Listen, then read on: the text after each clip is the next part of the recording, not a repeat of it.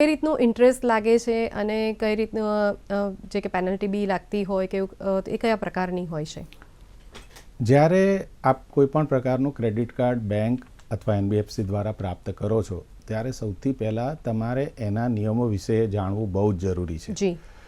Billing period સામાન્ય રીતે 30 દિવસનો હોય છે. બરાબર. એ ઉપરાંત દરેક બેંક પોતાની વ્યવસ્થા મુજબ 15થી 21 દિવસનો વધારાનો ફ્રી પીરિયડ આપે છે.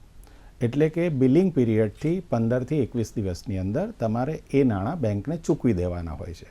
જો તમે એ નાણાં એ તારીખે ન ચૂકવી શકો તો પૂરી રકમ ઉપર મેં કહ્યું એ પ્રમાણે કાર્ડના નિયમો મુજબ વ્યાજ લાગે છે.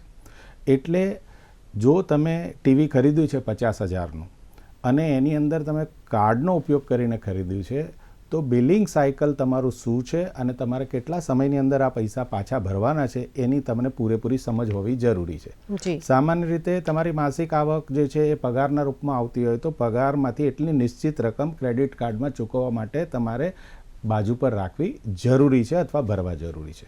જો તમે ન ભરી શકો તો તમારે વ્યાજના ચક્કરમાં તમે પડી જાઓ છો. જી.